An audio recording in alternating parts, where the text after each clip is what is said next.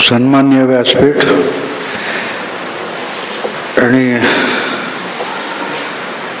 370 लांबलं जसं प्रतीक्षा लांबलेले श्रोते हो, मगापासून मला कल्पना आहे की किती वेळाने आता होणार आलेच असं सांगितलं असेल, पण आपण 370 सारखी 70 वर्ष घालवली नाहीत ही गोष्ट लक्षात घेतली पाहिजे. मी आलो तो सुद्धा इतकं गमतीशीर आहे. सकाळी वास्तविक मी सकाळी 10 पर्यंत उठत नाही, आज 4:30ला उठलोय. इतका अंतर तोडायचं ही कल्पना नव्हती की ट्रॅफिक इतकं असेल. इतका मी साताऱ्याला रेग्युलर ये जा करतो, पण वाहतुकीचा इतका गोंधळ असेल याची अजिबात कल्पना नव्हती.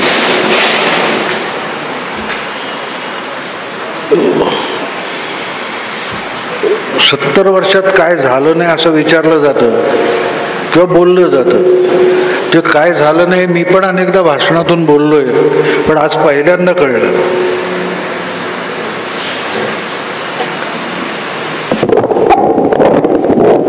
We are manmade disaster.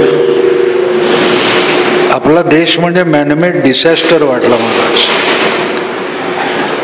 कुठलीही ज्याला आपण म्हणतो सुविधा ही आपल्या सोयीसाठी उभी केलेली असते, पण मला आज जास्त म्हणजे मी सतत विचार करणारा असल्यामुळे मला एक गोष्ट जाणवली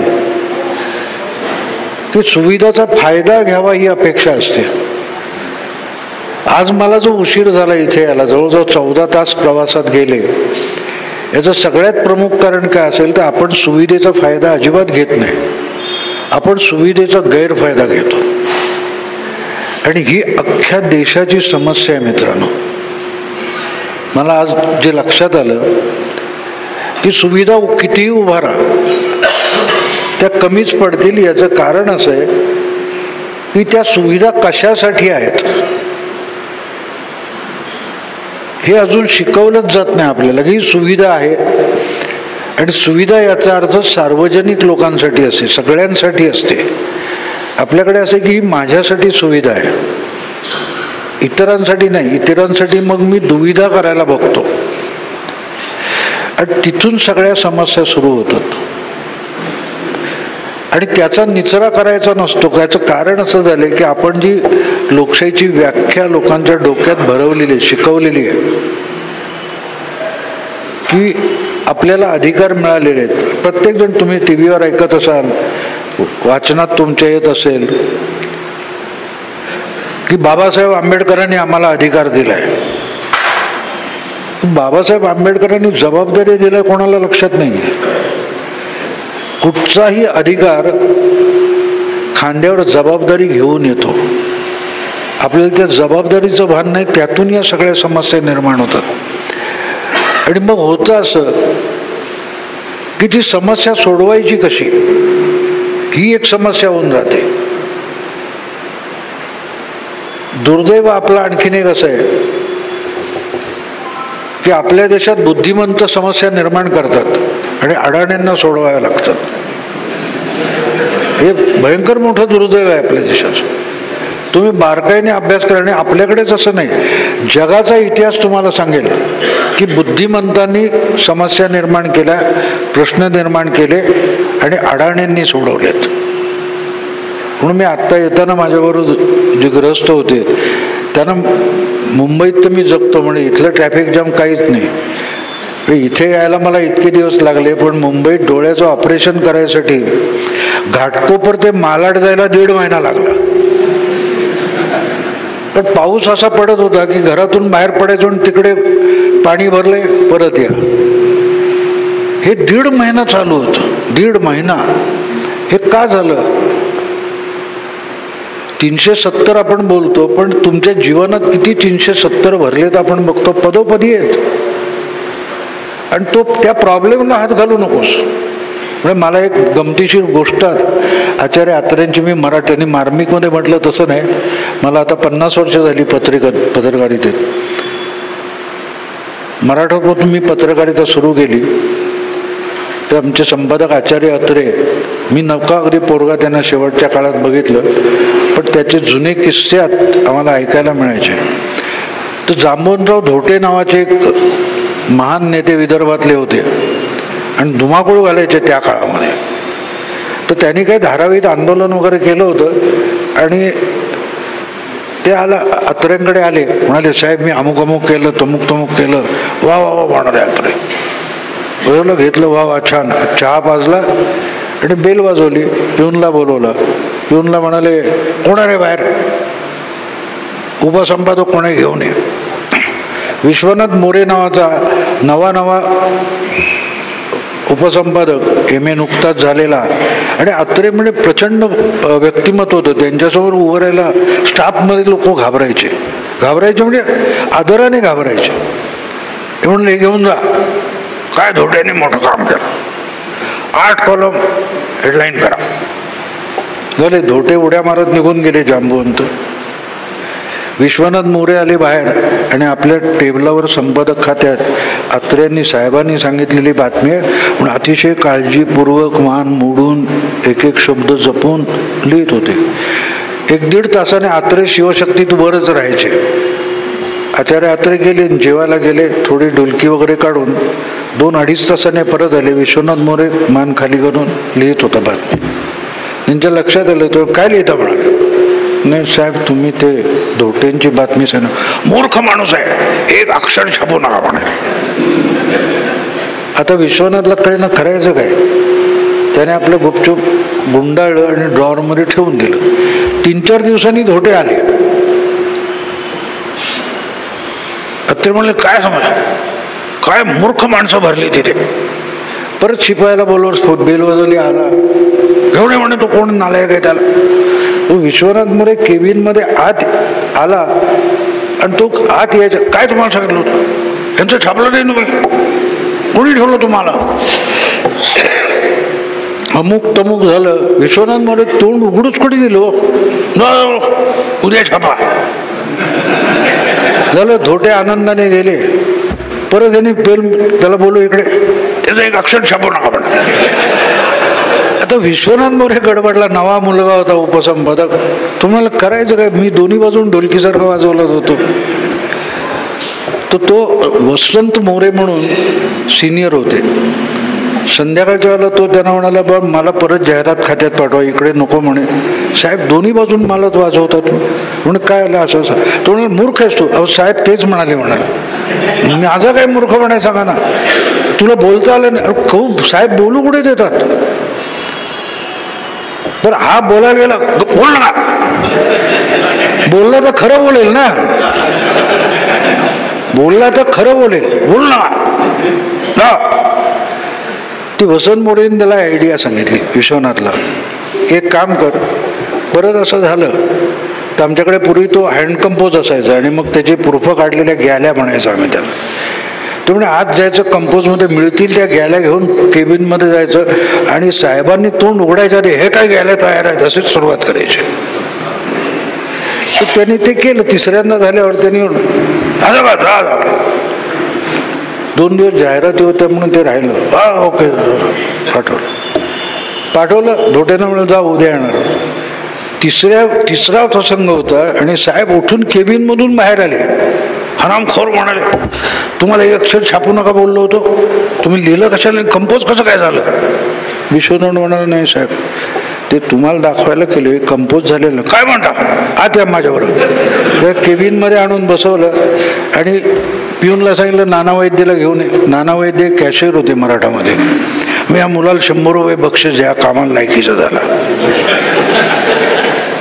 मुद्दा काय तर बोलू नका. 70 वर्ष 370 कलम असंच राहील, बोलू नका.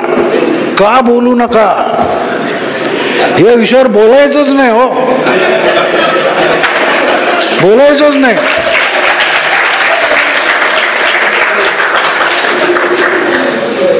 एखादा विषय कसा ते रोग जडवला जातो. जर 5 दिवसामध्ये अधिवेशन वाढवलं लोकसभेचं आणि राज्यसभेचं आणि 5 दिवसामध्ये जर अमित शहानी तो विषय संपवला, अजून 5 दिवस बाकी आहेत म्हणा, आज मला वाटते 26 तारीख आहे, बरोबर 5 दिवस बाकी आहेत अजून. काश्मीरच आहे, जम्मू काश्मीर. 31 ऑक्टोबरला त्याचे 2 तुकडे होणार आहेत, अजून झालेले नाहीत. 370 मध्ये चर्चा न झालेला सगळ्यात मोठा मुद्दा असा आहे की 31 ऑक्टोबर नंतर काय होणार. 31 ऑक्टोबर नंतर की मुफ्ती उमर आणि फारुख अब्दुल्ला यांचा केजरीवाल आणि सिसोदिया होणार आहे. हे त्या केजरीवाल आणि सिसोदियाला कळलेलं नाही, त्यांनी पाठिंबा दिला. 370 रद्द करायला त्यांनी पाठिंबा दिला ना. पण प्रस्ताव काय, तर ते राज्य आहे तिथे काढून त्याचं दिल्लीसारखं नेशनल स्टेट म्हणतो आपण, त्याच्या जी तो केंद्रशासित प्रदेश केलाय आणि त्याच्याविरुद्ध सगळ्यात मोठा लढा 5 वर्ष लढवणारेही त्याला पाठिंबा देतात. मग तुम्हाला कळेल की विषय कोणाला किती कळलाय. प्रत्येक जण कसं होतं की आपण आपल्या दृष्टीने त्याच्याकडे बघत असतो. तुम्हाला ज्या गोष्टीत इंटरेस्ट आहे तेवढ्याच गोष्टी तुम्ही आता निवडणुकीचे परवा निकाल लागले, तुम्ही तुमचे पक्ष, तुमचं इथलं लोकल राजकारण या अँगलने इथल्या निकालाकडे बघता, राज्याच्या निकालाकडे बघता. दुसरा पक्ष त्यांचा कार्यकर्ता, त्यांचा नेता त्यांच्या दृष्टीने बघतो. पत्रकार आपापल्या वर्तमानपत्राच्या भूमिकेनुसार बघतात. विश्लेषक असतात ते त्यांच्या राजकीय भूमिकेतून बघतात. पण त्या विषयाच्या संपूर्णतेकडे कोणाचंच लक्ष नसतं. तसं 370 हे कलम नेमकं काय होतं, त्याची व्याप्ती काय होती, त्याचे परिणाम कुठपर्यंत जातात, हे दिसायला कलम घटनेतून काढणं कधी अवघड नव्हतं. पण त्याचा आपणच इतका बागुलगोवा करून ठेवला होता की त्याला हात नको बोल नका, बोलायचंच नाही त्याच्याबद्दल. म्हणजे तुम्ही त्याच्याविषयी हालचाली होत आहे ते कळल्यानंतर महबूबा मुफ्ती किंवा फारुख अब्दुल्लांचे शब्द काय होते, रक्ताचे पाठ वाहतील, काय कॉन्फिडन्स होता बघा. त्यांचा कॉन्फिडन्स खोटा नाहीये, तो आपणच त्यांचा इगो फुलवलेला आहे. आपणच त्यांचा इगो फुलवलाय. हा इगो म्हणजे काय असतो तुम्हाला माहिती आहे? इगो हा शब्द, अहंकार हा शब्द तुम्ही ऐकलाय, पण त्याची व्याप्ती अगदी अतिशय बुद्धिमान माणसावर देखील त्या अहंकाराचा किती प्रभाव असतो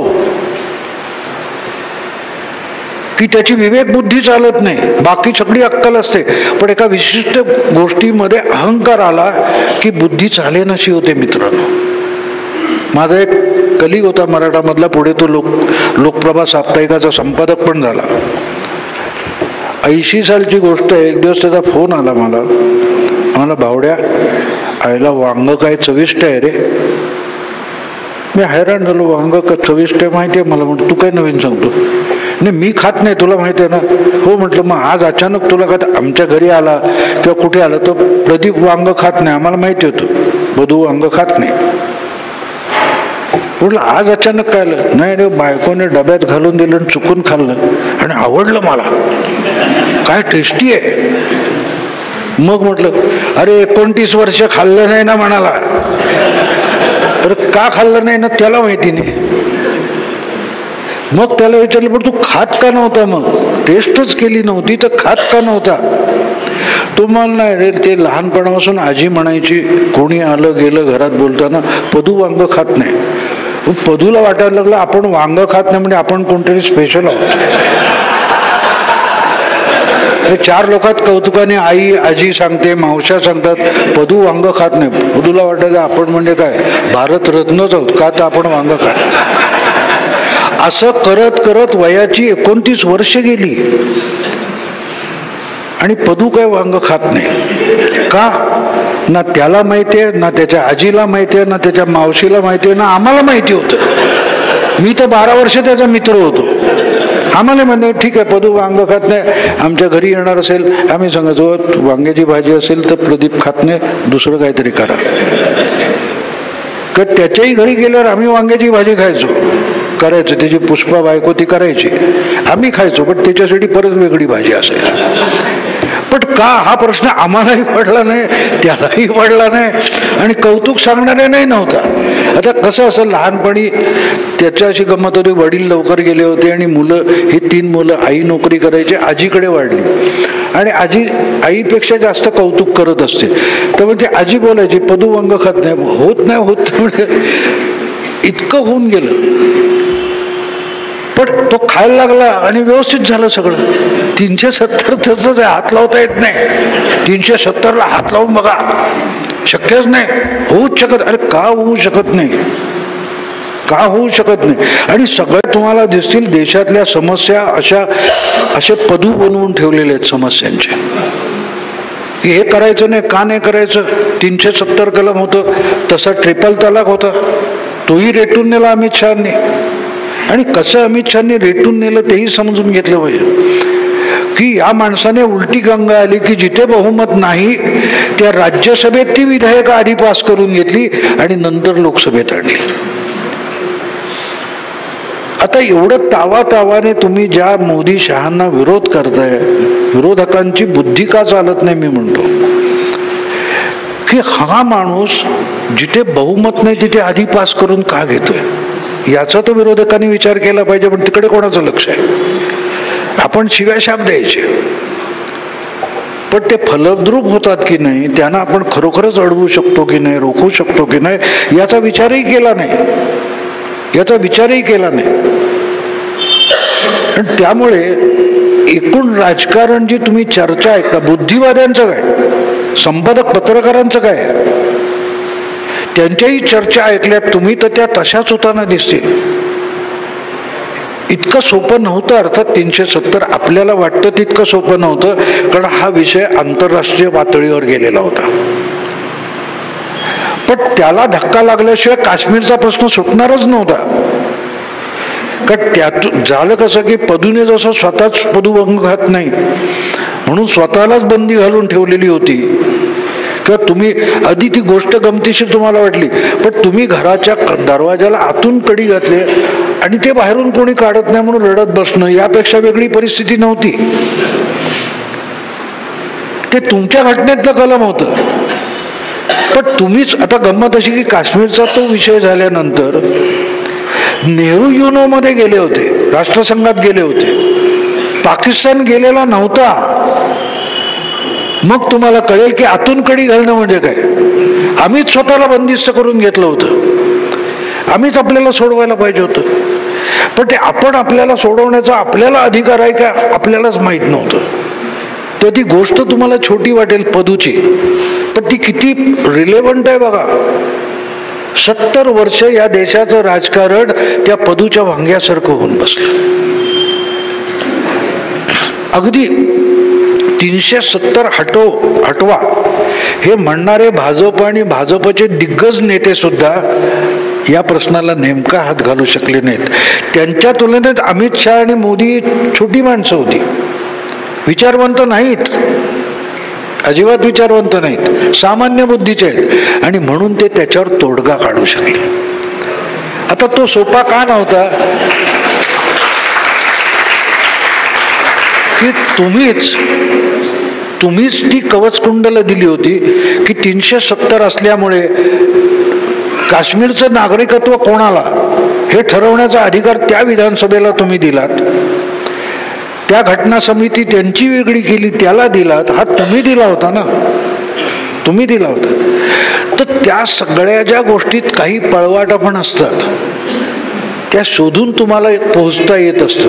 आता देखील त्यांनी मला गाडीत कुठे मला ते सांगत होते, इकडून गेलं तिकडे ट्रॅफिक आहे, आपण इकडून घुसू वगैरे वगैरे. ह्या पळवाटा शोधता आल्या असत्या तर हे कधीच हटवता आलं असतं.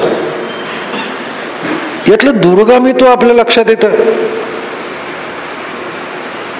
98 साली जेव्हा वाजपेयींनी पहिलं सरकार बनवलं भाजपचं, तेव्हा मित्र पक्ष गोळा केल्याशिवाय ते सरकार बनणं अशक्य होतं, कारण त्यांच्याकडे बहुमत नव्हतं.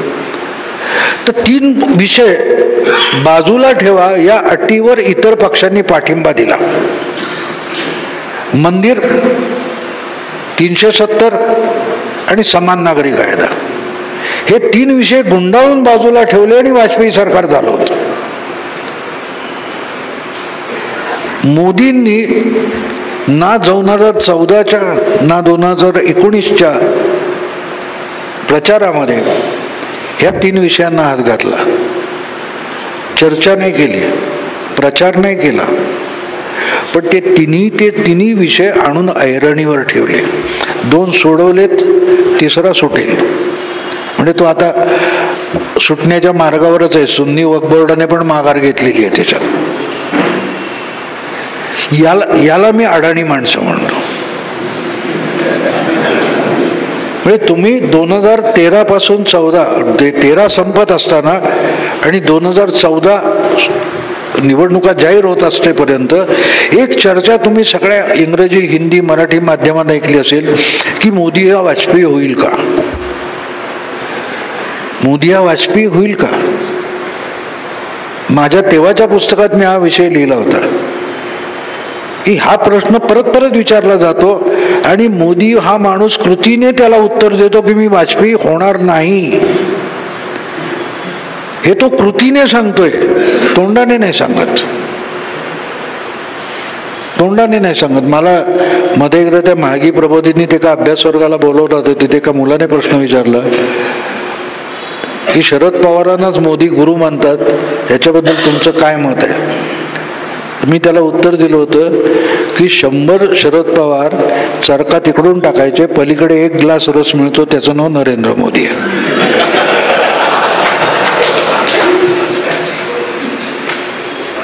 याला मोदी म्हणतात. माणूस बोलत नाही, मी काय करणार आहे बोलत नाही.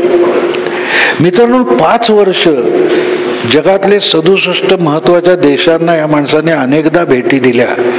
त्यांची टिंगल झाली, मोदींची टवाळी झाली. NRI प्राईम मिनिस्टर म्हणायचे, अनिवासी पंतप्रधान असं म्हटलं गेलं. काय गोट्या खेळायला गेला, पतंग उडवायला गेला माणूस, कशासाठी गेलं होतं. जे संपादक लिहितात एकापेक्षा एक विद्वान, त्यांनी विचार करायचा ना माणूस गेला कशासाठी, करतो काय. ठीक आहे, प्रतिभा पाटील गेल्या, ते आपली मुलं नातवंड पण घेऊन गेल्या होत्या. असा कोणाला घेऊन गेलाय का. तो पत्रकारांचाही गोतावळा बरोबर घेऊन जात नाही. मग हा माणूस का गेला शोधाल की नाही, त्याचा अभ्यास कराल की नाही, विचार कराल की नाही. पण विचार कोणाला करायला, विचार करायला आम्हाला वेळ नाही आणि म्हणून आम्हाला विचार स्वातंत्र्य पाहिजे. कशासाठी, तर विचार न करण्यासाठी. हा बुद्धिवाद झालाय देशाचा. हे तुम्हाला साधं सोपं कळेल की 5 वर्ष हा माणूस जगभर फिरला आणि त्याने जो पाया तयार केला. आज पाकिस्तान बरोबर एक देश उभा राहिला ना. अगदी इस्लामिक कंट्रीज ज्याला म्हणतात, त्यांची मुस्लिम देशांची जी संघटना आहे, तीही संघटना पाकिस्तान बरोबर उभी राहिली नाही. यासाठी 5 वर्ष लागली. हे आधी करता आलं असं, तेव्हाही लोक बोलत होते. आता तर बहुमत आहे, का नाही करत. अनेक अगदी भाजपातले लोक, मोदी समर्थक पण मला विचारायचे. म्हटलं मोदी हा वेगळा माणूस आहे, तो थंडा करके पिओवाला आहे. घाई गर्दीने नाही करणार पुढची गोष्ट. तो आपल्या क्रमाने आणि समोरच्याला गळा कापला गेला तरी कळू नये इतक्या अतिशय कौशल्याने एखादी गोष्ट करतो तो माणूस. त्यामुळे यांच्याकडे काय, मला पहिली शंका जेव्हा आली 370ची आली, ती कशी आली. म्हणजे मी तेव्हा लिहिलं होतं की 15 ऑगस्ट नंतर काहीतरी गडबड होईल काश्मीरमध्ये. म्हणजे मला अशी अपेक्षा होती की 15 ऑगस्टच्या भाषणात मोदी त्याची घोषणा करतील. आणि मला वाटतं 12 तारीखला अमरनाथ यात्रा संपायची होती. ते एकदा सगळे सुरक्षित बाहेर आले की करतील. पण मोदींच्या जोडीला अमित शहा असल्यामुळे, अमित शहा हा कसा माणूस आहे, तो त्या वीरेंद्र सहवाग सारखा आहे, सुटला की मोकाटच सुटतो. त्यांनी अमरनाथ यात्रेवर हल्ला होणार अशी बातमी पसरवली आणि तिकडे 18,000 जादा सैनिक पाठवले. म्हटलं इथे गल्लत आहे काहीतरी. कारण ती यात्रा संपत आलेली होती, म्हणजे परतीला सुरुवात झाली होती. पण त्यांनी त्याच्या आधीच बाहेर काढायला सुरुवात केली. आणि नंतर जेव्हा सेशन एक्सटेंड केलं तेव्हा पिक्चर क्लिअर झालं होतं की हे 370 रद्द करायचा ठराव आणतायत. पण बुद्ध असं त्याच्यावरून कल्लोळ विरोधी पक्षात पण सुरू झाला, काय तुम्हाला हे दिलं नाही दिलं वगैरे वगैरे. पण कोणीही याचा विचार केला नाही की 370 रद्द करणं म्हणजे नेमकं काय. 370 कलम तुम्ही रद्द केलं की युनो मधला जो सार्वमत घेण्याचा जो ठराव आहे तो त्या कलमाबरोबर ऑटोमॅटिक रद्द झालाय. याच्यावर चर्चा पण अजून झालेली नाही. आपण आता 1949च्या परिस्थितीत गेलेलो होतो की राजा हरी सिंगने नेहरूंशी करार केला, त्या परिस्थितीत गेलेलो. याचा अर्थ दुसरा असा की ती नियंत्रण रेषा म्हणतात त्यालाही आता अर्थ उरलेला नाही. त्याला आता अर्थ उरलेला नाही. कारण जो युनोचा ठराव इररिलेव्हंट झाला असेल, संदर्भहीन झाला असेल, तर आपोआपच नियंत्रण रेषा अर्थहीन होते, संदर्भहीन होते. आणि त्यामुळे पलीकडचा जो बाल्टिस्तान POK आहे तो सगळा प्रदेश हा या क्षणी लिगली आपला झालेला आहे.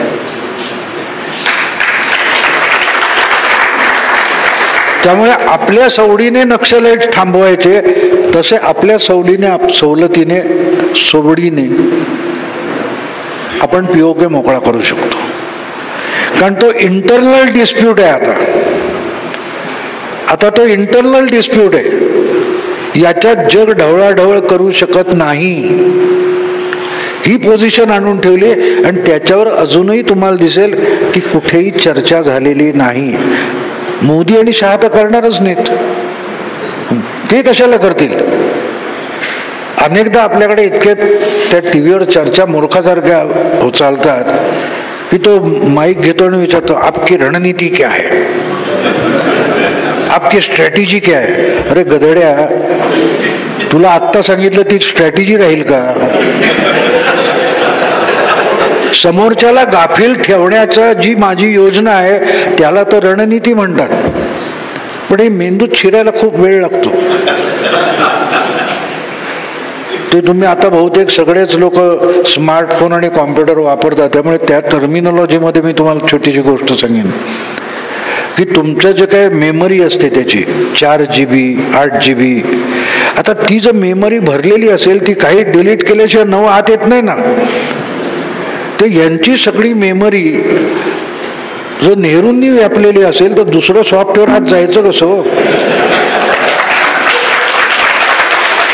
हा प्रॉब्लेम. तर त्यातला काही भाग तर डिलीट करायला लागेल, नाही तर तुम्हाला कळणार नाही. आणि सोपी गोष्ट असते, म्हणजे हे समजणाऱ्याला सगळं सांगता येतं, समजावं येतं. मला मुंबई मिरर नावाचं इंग्रजी दैनिक आहे, त्यांनी लोकसभेच्या निकालानंतर अभ्यासवर्ग घ्यायला बोलवलं. मी 1.25 तास त्यांचा अभ्यासवर्ग घेतला. पण त्यांना सुरुवातीला सांगितलं मी ते बडबडून जाईन, तुमच्या मेंदूत काही शिरणार नाही म्हटलं. तर ती संपादिका म्हणाली हा पैसा क्यों बोल रहे. म्हटलं तुला कॉम्प्युटरची टर्मिनॉलॉजी सांगतो.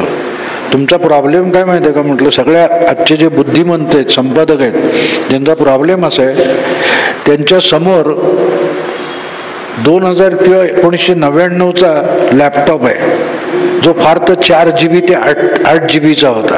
आता आले 400-500 GBचे आलेले आहेत.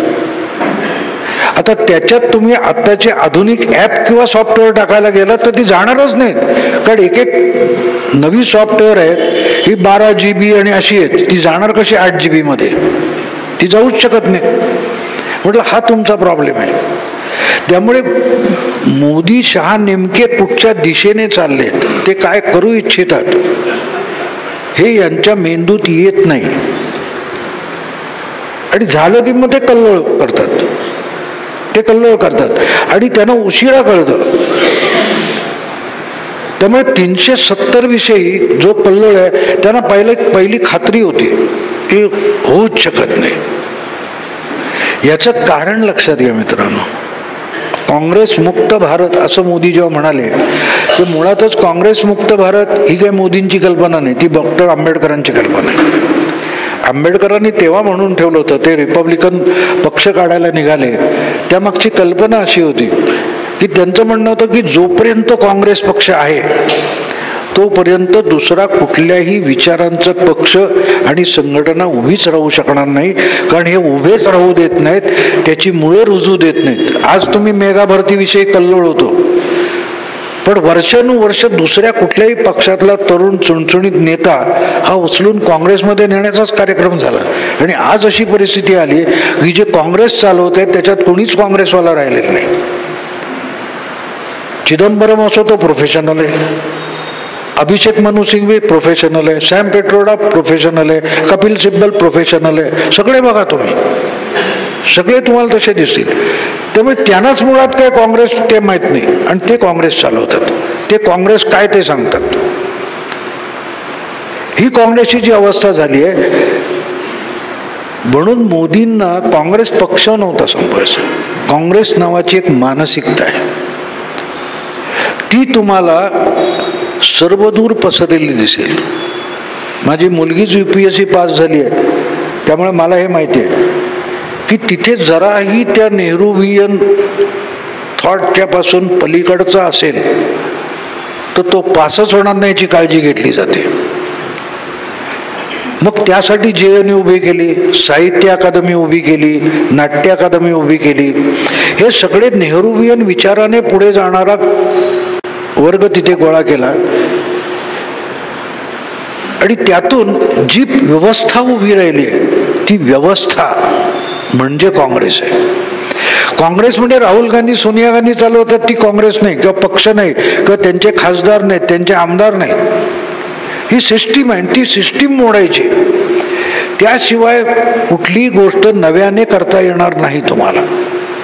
एक जुनी मोडकळीला आलेली इमारत असते तशी ती इमारत आहे.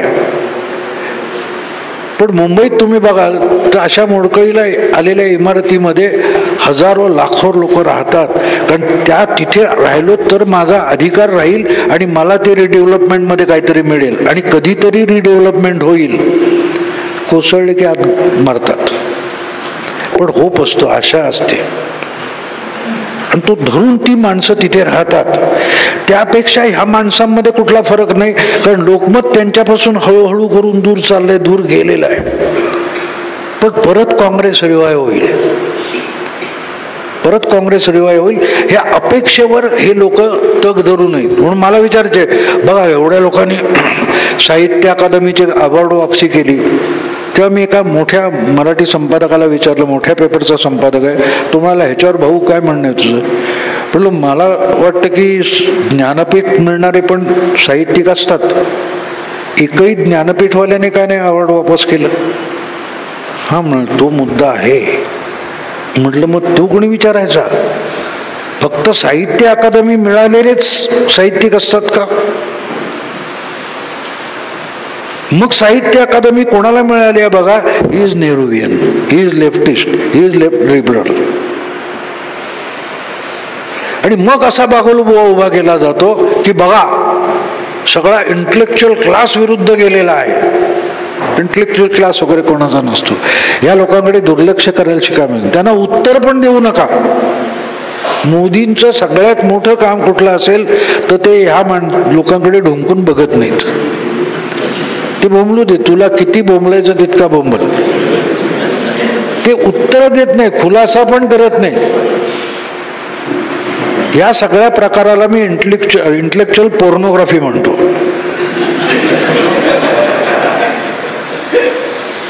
हा बौद्धिक अश्लीलता आहे. ती मुलीशी बोलायची हिंमत नसते तेव्हा छेड काढणारा छेड काढतो, लक्षात द्या. त्यापेक्षा या लोकांची लायकी जास्त नाहीये. त्यांना उत्तरही द्यायची गरज नसते, त्यांना उत्तर द्यायची गरज नसते.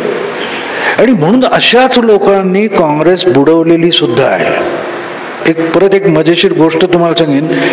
एक राजा होता आणि खूप म्हातारा झाला, त्याला कोणी वारस नव्हता, मुलबाळ नव्हतं. तर राजा म्हणजे राजा नसतो, काँग्रेस म्हणजे काय ते समजून घ्या मित्रांनो. राजा म्हणजे राजा नाही चालवत राज्य, सत्ता राजा नाही, त्याची एक एस्टॅब्लिशमेंट असते, दरबारी असतात आणि त्या दरबारींचे हितसंबंध त्या राजामध्ये आणि त्या राजसत्तेमध्ये गुंतलेले असतात. त्यामुळे त्यांच्या निष्ठा राजाकडे नसतात, व्यक्तिगत नसतात, त्या राजसत्तेशी असतात, म्हणून त्यांना वारस हवा असतो की त्या पुण्याईवर सत्ता जितकी चालेल तितके यांचे स्वार्थ साधले जाणार असतात. त्यामुळे तो जो राजा आहे त्याला कोण वंशजच नसतो, वारसच नसतो. त्यामुळे सगळे दरबारी चिंतेत पडतात, ह्याच्या पुढे व्हायचं कसं. ते विचारतात एक दिवशी त्याला, तो म्हणतो आहे बाबा आता नाही, दत्तक वगैरे घेणं काही मला शक्य नाही, पण हरकत नाही, तुमची इच्छा मी पूर्ण करतो म्हणालो. म्हणजे 4 शिपाई वेशीवर उभे करा आणि उद्या सकाळी वेशीतून जो पहिला माणूस आत येईल त्याला माझ्यासमोर आणून हजर करा. शिपाई रात्रभर जागतात.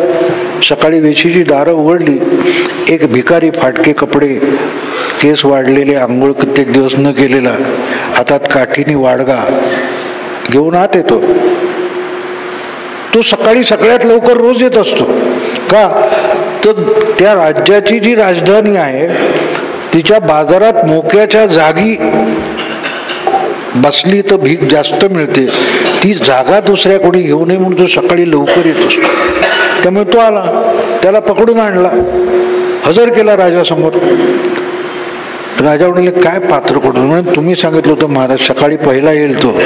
बरं म्हणे याला घेऊन जा, जरा केसबीस कापा, आंघोळ घाला, चांगले कपडे घालून वगैरे आणा माझ्याकडे. दुपारच्या सुमाराला सगळे सोपस्कार केल्यावर त्याला आणून हजर करतात. वा आता चांगला दिसतो म्हणून, हा माझा वारस दिसतो म्हणे.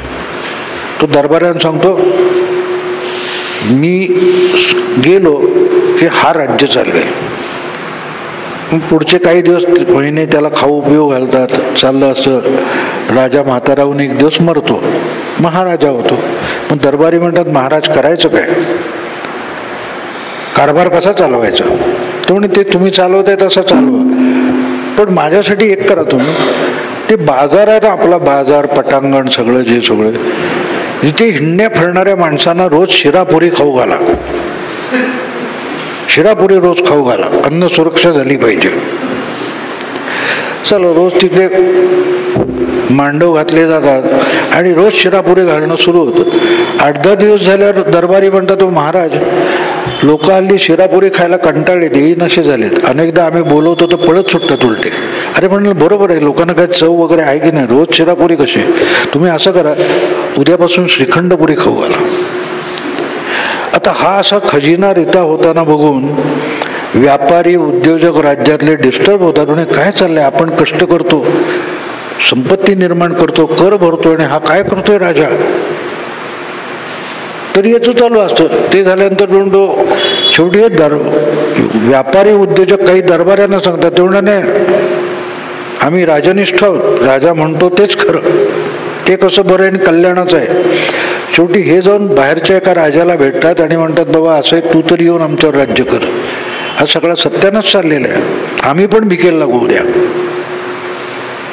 तो चाल करून येतो. दरम्यान इकडे श्रीखंडपुरीला कंटाळले म्हणून तो म्हणतो की आता छोलेपुरी खाऊ घाला, आणि चालू इकडे तिजोरी रिकामी होते. होता होता तो राज चाल करून वेशीपर्यंत येतो. दरबारी म्हणतात महाराज आपल्यावर असा असा शेजारचा राजा चाल करून आलाय, पुढे काय करायचं. तो म्हणे ते चाललंय, त्याच्याकडे लक्ष देऊ नका तुम्ही, त्याची काही काळजी करू नका, आपलं कसं चाललंय. नाही बरं चाललंय म्हणून परत ते छोलेपुरीला लोक कंटाळले, मग हलवापुरी खाऊ घाला म्हणा. शेवटी एक दिवस समोरचा राजा येऊन राजवाड्याला वेढा देतो आणि दरबारी चिंताक्रांत होतात आणि इथं महाराज आता काय करायचं. ते म्हणाल तुम्ही मला पहिल्या दिवशी वेशीवरून पकडून आणला आठवतं तुम्हाला. म्हणे हो. तेव्हा माझे फाटलेले कपडे होते, वाडगा होता, काठी होती, ती कुठे आहे. ती म्हणे ती ठेवली तिकडे गोडाऊन मध्ये, घेऊन ये म्हणे. ते आणल्यानंतर तो कपडे ते फाटके घालतो, हातात वाडगा घेतो आणि चौकात जाऊन बसतो. दरबार म्हणतो आम्ही काय करतो, तुम्ही चालवा राज्य म्हणाला. 27 मे 2019 रोजी राहुल गांधींनी काही वेगळं केलं.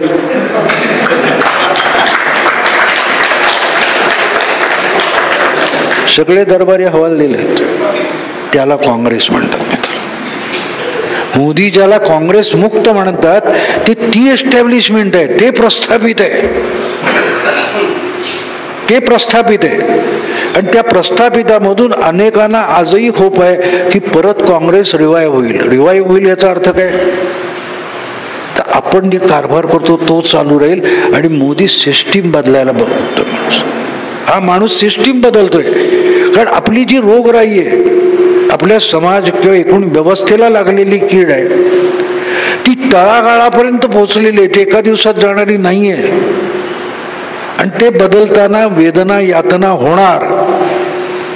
मग त्या तुम्हाला अर्थकारणात दिसतील, ते उद्योगकारणामध्ये दिसेल, औद्योगिक जगतामध्ये दिसतील, सामाजिक परिस्थितीत दिसतील. कारण ही परिस्थिती बदलते, ट्रान्झिशनल पिरियड आहे. त्यामुळे मला अनेक जण विचारतात, मला गेल्या तुम्हाला सांगतो 2013 14 निकाल लागल्यानंतर पुण्याचे एक अर्थशास्त्राचे प्राध्यापक आहेत, चांगले नावाजलेले आहेत, ते मला भेटायला आले. ते म्हणाले, भाऊ शेवटी तुमचं खरं ठरलं, मोदींना बहुमत मिळालं बरोबर आहे, पण लोकांच्या अपेक्षा भयंकर वाढल्यात, त्या काय मोदी पूर्ण करू शकणार नाहीत. पुढची निवडणूक मोदींना कठीण जाईल, 5 वर्ष कारभार चालवणं कठीण जाईल. त्यांनी तावातावात त्यांच्या त्या राज्यशास्त्र आणि अर्थशास्त्राच्या आधारे मला प्रवचन दिलं. मी शांतपणे ऐकत होतो. माझं मित्रांनो एक सुदैव असं आहे की राज्यशास्त्राचा कधीच विद्यार्थी नव्हतो, मी अर्थशास्त्राचाही विद्यार्थी नव्हतो, मी आर्किटेक्चरचा विद्यार्थी आहे. त्यामुळे त्या राज्यशास्त्र अर्थशास्त्र यांच्या ज्या व्याख्या आहेत त्याच्यात मी कधी अडकलो नाही. त्यामुळे त्यांचं सगळं ऐकलं. आणि मी शेवटी त्यांना एक प्रश्न विचारला, तुम्ही लोकांच्या अपेक्षा म्हणता बरोबर आहे, मोदींना तुम्ही मत दिलं का? नाही, मी मोदींचा विरोधक आहे म्हटलं एक्झॅक्टली. त्या वाढलेल्या अपेक्षा सांगताना त्या तुमच्या आहेत, लोकांच्या नाही आहेत. मोदींना ज्यांनी मतं दिली ना त्यांच्या काहीही अपेक्षा नाहीत, ह्या अपेक्षा तुमच्या आहेत, ह्या अपेक्षा तुमच्या आहेत. आणि म्हणून त्या वाढल्या असं तुम्ही म्हणता. बिचारा या देशातला सामान्य मतदार आणि जनता इतकी सभ्य आहे की ती सरकारकडून काहीही अपेक्षा करत नाही.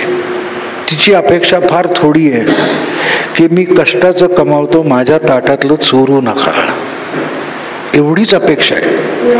आणि तुमची जी थिंकिंग प्रोसेस आहे, विचाराची प्रक्रिया आहे, त्याच्यात त्याला लोटायचं आहे. आणि म्हणून या सगळ्या पुरोगामी चळवळी जर तुम्ही बारकाईने बघितल्या मित्रांनो, तर त्यातला एक विरोधाभास तुमच्या लक्षात येईल. या सगळ्या पुरोगामी चळवळी वंचितांच्या म्हणून सांगितल्या जातात. वंचितांसाठी आम्ही काहीतरी करतोय. वंचितांच्या चळवळी चालवणारे सगळे लाभार्थी, चालवणारे सगळे लाभार्थी आहेत तुम्हाला दिसतील. ते वंचित राहण्यात ज्यांचा लाभ सामावलेला आहे ते वंचितांच्या लढाया करतात. लोकशाही जगवतो कोण? गडचिरोलीचा मतदार जो 90% मतदान करतो. आणि 70 वर्षातले लोकशाहीचे सगळ्यात मोठे लाभार्थी आमच्या इकडे कप्परेड, नरिमन पॉइंट, मलबार हिल, पेडर रोडला राहतात. मतदान 27-28%. आणि लोकशाही बुडाली म्हणून बोंबलतो कोण? हेच 28%. आणि तो बिचारा मत इमाने इतबारे देतो. नक्षलवादी गोळ्या घालणार असतानाही 5-5 किलोमीटर चालत येऊन मतदान करतो. तो लोकशाही जगवतो. कोणासाठी जगवतो? या लाभार्थींसाठी जगवतो. आणि तरी यांच्या अपेक्षा पूर्ण होत नाहीत. हा विरोधाभास आमचे बुद्धिमंत का आम्हाला समजवत नाही? का समजवत नाहीत? कारण या सगळ्यांचे जे स्वार्थ आहेत, मतलब आहेत, हे अधिकाधिक लोक वंचित राहण्यात आहेत. मग ते इथे आर्थिक कारणासह, सामाजिक कारणासह असेल किंवा तुम्हाला जम्मू काश्मीर मधले पण वंचित लोक आहेत. त्यासाठी ही वर्षानुवर्ष 370 मुळे आधार कोणाला मिळाला बघा. ही 3-4 कुटुंब आहेत. महबूबा मुफ्ती, तो कोणतो लोण नावाचं एक कुटुंब आहे, आणि हा तुमचा महबूबा मुफ्ती आणि अब्दुल्ला, हे त्याचे लाभार्थी आहेत. हे लाभार्थी आणि आपल्याला रोज विचारतात. म्हणून मला ज्यांनी एकाने विचारलं, काश्मीरमध्ये ऑगस्टमध्ये झाल्यानंतर, हे काय सगळे लोकशाही गुंडाळूनच ठेवली म्हणलं काय गुंडाळून ठेवलं? नाही, 144 कलम लावलं, लोकांना हिंडण्या फिरण्यावर बंधनं आली आहेत. तुमचे मोबाईल फोन बंद केलेत, इंटरनेट बंद केले. म्हटलं मग काय झालं? हे तात्पुरतं आहे. तुम्हाला तात्पुरतं 1 महिना होत आला. म्हटलं तात्पुरतं या शब्दाचा अर्थ कळतो? तात्पुरतं म्हणजे 70 वर्ष. म्हटलं हे 70 वर्ष चालणार आहे, ते ओरडाओरडा करू नका. तात्पुरतं म्हणजे 70 वर्ष हे तुम्ही केलेले. माझ्या शब्दकोशात तात्पुरतं म्हणजे 8-10 दिवस 15 दिवस संपलं. आणि तुम्ही म्हणत होता 70 नाही, अजून पुढे चाललं पाहिजे तर तात्पुरतं. 70 वर्षी मर्यादा मोदीने घातली म्हटलं, नाही तर अजून वाढली असती. तर हे किमान 70 वर्ष असं चालणार, चिंता करू नका. नाहीतर कबूल करा 70 वर्ष आम्ही हलकटपणा केला, ते तरी कबूल करा. तात्पुरता हा शब्द 70 वर्षाचा नाही हे तरी कबूल करा. तो मुद्दा जो आहे 370चा मित्रांनो, तो फक्त काश्मीर पुरता नाही आहे, तो POKशी संबंधित आहे. आणि POK म्हणजे POK पुरता नाही, तो संपूर्ण पाकिस्तानलाही लागू होतो. याला फ्लडगेट्स उघडणं म्हणतात. आता ते पाणी अति झाल्यानंतर ती धरणाचे गेट्स उघडतात, त्याला फ्लडगेट म्हणतात. तसं 370 31 ऑक्टोबरला ज्यावेळेला 2 वेगवेगळे तुकडे पडतील काश्मीरचे, लडाख आणि जम्मू काश्मीर वेगळे होतील, त्याच्यानंतर तिथला थेट जम्मू काश्मीरचा कारभार हा केंद्रीय गृहमंत्र्याच्या हातात येणार आहे. नायब राज्यपाल म्हणजे त्याचं बुजगावण आहे, त्याचं बुजगावण आहे. म्हणजे फारुख अब्दुल्ला किंवा मुफ्ती हे केजरीवाल सिसोदियासारखे ढुंगण आपटू शकतील, अधिक काही करू शकत नाहीत. पण मुद्दा तिथे संपत नाही. आणि म्हणून पाकिस्तान बेचैन काय आहे? पाकिस्तान बेचैन आहे की त्यांना कळते की LOC नियंत्रण रेषा इररिलेव्हंट होऊन गेले. आणि म्हणून तुम्हाला मध्ये परवा जे झालं, 7-8 किलोमीटर आत जाऊन फिजिकली त्यांच्या 4 चौक्या उडवल्या. हे रँडमली आता आपले सैनिक आत जातील. फक्त त्यासाठी 31 ऑक्टोबर ही मर्यादा आहे. 31 ऑक्टोबरला ते ऑफिशियली 2 वेगळे भाग झाले पाहिजेत. पण POK पुरतं नाही थांबणार. POK ज्या वेळेला पेटायला लागेल, त्याच्यानंतर सिंध, बलुचिस्तान, पख्तुनिस्तान इथेही उठाव होणार आहेत. यासाठी बारकाईने आपल्याला लक्ष ठेवायला लागतो. अनेकदा बातम्या जेव्हा येतात तेव्हा त्या बातम्या जर आपण बारकाईने बघितल्या तर आपल्या गोष्टी काही लक्षात येऊ शकतात की तुमचे बरीच, म्हणजे 2015 मधली गोष्ट आहे, जानेवारी मधली. पर्रीकर तेव्हा संरक्षण मंत्री होते आणि मुंबईत बोलताना ते एक विधान करून गेले, ते फार महत्वाचं होतं. पण आपले बुद्धिमंतांचं असं आहे की ते चिपाडाकडे लक्ष देतात, रस बाजूला ठेवून देतात. तेव्हा पर्रीकर म्हणाले होते की आपल्या 2 पंतप्रधानांनी देशाचा फार मोठा घात केला. त्यांनी आपल्या हेर खात्याला निकम्मा करून टाकलं, निकामी करून टाकलं. आता पर्रीकर हा मुळात संघाचा माणूस, तो म्हटल्यानंतर तो नेहरू आणि इंदिराजींबद्दलच बोलत असणार हे गृहीत संपादकांचा. मेंदूत सॉफ्टवेअर तेच आहे ना. म्हणजे टॅलीचं सॉफ्टवेअर असलं तर मराठी टायपिंग त्यात होत नाही, तसं सॉफ्टवेअर असल्यामुळे तसं. पण तेच 2 पंतप्रधान म्हणजे मोरारजी देसाई आणि इंद्रकुमार गुजराल त्यांना सांगायचं होतं, त्यांनी नावं नाही घेतली. पण या 2 पंतप्रधानांनी आपल्या हेर खात्याचं फार मोठं नुकसान केलं. परदेशामध्ये आपले जे हेर असतात त्याला ॲसेट म्हणतात. ॲसेट म्हणतो, आपल्या भाषेत तो ॲसेट असतो. त्यांच्यासाठी तो घातपाती असतो, पण आपल्यासाठी तो ॲसेट असतो. तर आपले जे ॲसेट होते ते मोरारजींच्या एका मूर्खपणामुळे टिपून झियाने मारून टाकले होते. तर पर्रीकरांनी सांगितलं होतं की नाही तर आम्ही खूप काही आत्ता पण करू शकलो असतो, पण ते ॲसेट आपल्याला नव्याने डेव्हलप करायला लागतील, नव्याने उभे करावे लागतील. 4 वर्षानंतर एअर स्ट्राईक होऊ शकतो, सर्जिकल स्ट्राईक होऊ शकतो. याचा अर्थ ते ॲसेट उभे राहिलेले आहेत, ते ॲसेट उभे राहिलेले. आणि हे ॲसेट काय काम करतात ते आपल्याला माहित नाही. एका बाजूला अख्खी सेना असते आणि बाजूला असे 15-20 ॲसेट असतात की ज्यांची नावं आपल्याला माहिती नसतात. कधी ऐकू येण्याची शक्यता नसते. मी तुम्हाला असा एक ॲसेट सांगतो. 1971 सालच्या बांगला युद्धामध्ये आपण पाकिस्तानचे तुकडे केले वगैरे कौतुक ऐकतो, आपली सेना जिंकत गेली, हे सगळं आपण ऐकलेलं आहे. मग त्याच्यात तेव्हाचे सरसेनापती आपले जे होते त्यांना काय म्हणतात ते फील्ड मार्शलची पदवी देण्यात आली, कौतुक खूप झाली, माणेकशा. पण एक मोठा ॲसेट होता ज्याचं नाव कोणाच्या कानी आलं नाही. त्याचं नाव अरशद सामी खान.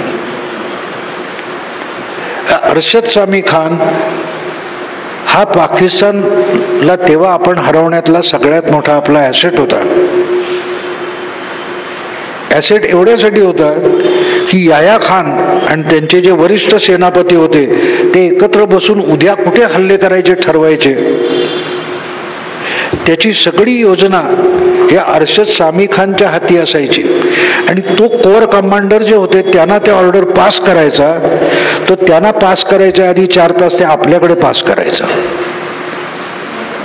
त्यामुळे उद्या आपल्यावर हल्ला कुठे होणार हे आपल्याला आधी माहिती असायचं. त्या अरशद सामी खानला ॲसेट म्हणतात. ते असे आपले जे ॲसेट पाकिस्तानात होते हे मोरारजी म्हणजे इंद्रकुमार गुजरालनी तर पाकिस्तान युनिटच हेरखात्याचं बंद करायला लावलं. तर त्या दृष्टीने ते पण पर्रीकर त्याच्यात जे पुढचं वाक्य बोलले होते, हे ॲसेट आपल्याला डेव्हलप करायला लागतील. आज जे घडताना आपण बघतोय ना त्याचं कारण आपले ॲसेट तयार झालेले. नाहीतर इतका नेमका हल्ला त्या बालाकोटवर, माझं जर फेसबुक कोणी फॉलो करत असेल तर त्याच्यावर मी 19 फेब्रुवारीला लिहिलं होतं की यावेळेला सर्जिकल स्ट्राईक होणार नाही. आता हल्ला जो होईल तो POK मध्ये सुद्धा होणार नाही, तो प्रॉपर पाकिस्तानी भूमीमध्ये होईल आणि 26 फेब्रुवारीला तो हल्ला झाला. हे मला कोणी सांगितलं नाही, गुप्तचर खात्याने मला काही कळवलं नाही. हे मी लॉजिकली त्याचं काढलेलं कन्क्लुजन होतं. तुम्हाला घडणाऱ्या घटनांकडे बारकाईने जर बघता आलं, हे सगळं एका बाजूला होत असताना दुसरीकडे रिलायन्सची जी जामनगर रिफायनरी आहे त्याच्यामध्ये 20% शेअर सौदीने घेतलेत. त्यामुळे पाकिस्तानच्या सीमेपासून जवळचा हल्ला करण्यासाठी जागा गुजरात आहे, पण गुजरातवर हल्ला केला तो नुकसान सौदीचं होतं. त्यामुळे पाकिस्तान हल्ला करू शकत नाही तिथे. हे 370शी किती संबंधित आहे हे तुम्हाला कोणी सांगणार नाही. असे वेगवेगळे विषय असतात.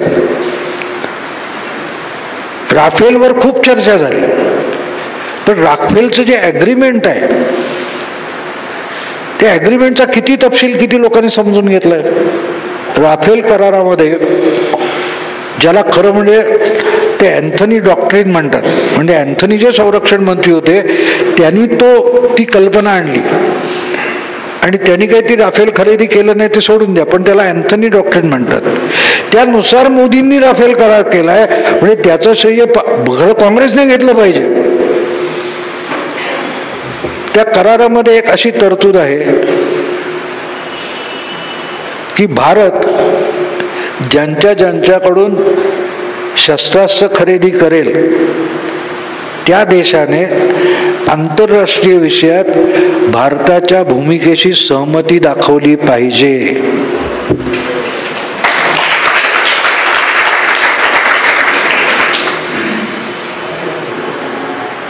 तुमच्या ते हाफिज आणि कोण तो मौलाना अझर महमूद त्यांच्या विषयाचा प्रस्ताव फ्रान्सने का आणला कळलं? राफेल. आपण अमेरिकेशी संरक्षण करार केलेत तेव्हा 370 रद्द करण्यापूर्वी कोणाकोणाच्या तोंडात बोळे कोंबलेत हे तुम्हाला कोणी सांगायचं? हे सांगायला कुठच्या संपादकाच्या तोंडात मोदींनी बोळा कोंबलेला नाहीये हे सांगू नका सांगितलंय. पण आलं कुठच्या संपादकीयामध्ये अग्रलेखामध्ये की हे जे रशियाशी करार केला, फ्रान्सशी करार केला, अमेरिकेशी जे संरक्षण करार केलेत त्यामुळे हे 370च्या वेळेला हे चिडीचूप बसलेत. ही केवढी पेरणी असते बघा. आणि ते नुसतं त्यांनी मान्य केलं असा अर्थ होत नाही की प्रत्येक जण म्हणतो हा तुमचा अंतर्गत मामला आहे. आता अंतर्गत मामला म्हणजे काय होतं? अंतर्गत मामला म्हणजे आमचं म्हणणं की सगळंच काश्मीर आमचं आहे. त्याच्यात पाकिस्तानला से आला कुठे? पाकिस्तानला भूमिकाच असू शकत नाही. आणि त्यामुळे हे सगळं एका बाजूला बांधत असताना मोदींनी अतिशय व्यवहारी पद्धतीने मुस्लिम जगताचं नेतृत्व करणारे मुस्लिम देश हे आपल्या पठडीत आणलेत. 6 मुस्लिम काय ते अबुधाबी आहे, तुमचा इराण आहे, सौदी अरेबिया आहे, UAE आहे, या सगळ्यांनी त्यांच्या देशाचे टॉपमोस्ट राष्ट्रीय पुरस्कार हे मोदींना नागरी पुरस्कार दिलेत. कुठपर्यंत आणले बघा. एक काळ असा इंदिराजींच्या वेळचा होता, मला आठवतं 70च्या सुमाराला, 70च्या दशकामध्ये, की इस्रायलने जो हल्ला केला आणि तुमच्या जेरुसलेममध्ये अल अक्सा मशिदीचा घुमट फुटला होता बॉम्ब हल्ल्यामध्ये, तर जगातली 2 नंबरची मुस्लिम लोकसंख्या भारतात आहे. त्यामुळे भारत हा सुद्धा मुस्लिम देश आहे अशी भूमिका घेऊन इंदिराजींनी आपलाही परराष्ट्र मंत्री मुस्लिम देशांची जी परिषद आहे, Organisation of Islamic Countries, OIC, त्यांच्या परिषदेला पाठवला होता. तर त्या परिषदेत दिनेश सिंगांना घ्यायला नकार दिला होता. ते तिथे जाऊन बसले राबातला, पण त्यांना परिषदेत आत घेतलं नव्हतं. साधारण 10 महिन्यापूर्वी मित्रांनो, त्याच OIC मध्ये सगळ्यात सन्मान्य व्यक्ती होती सुषमा स्वराज.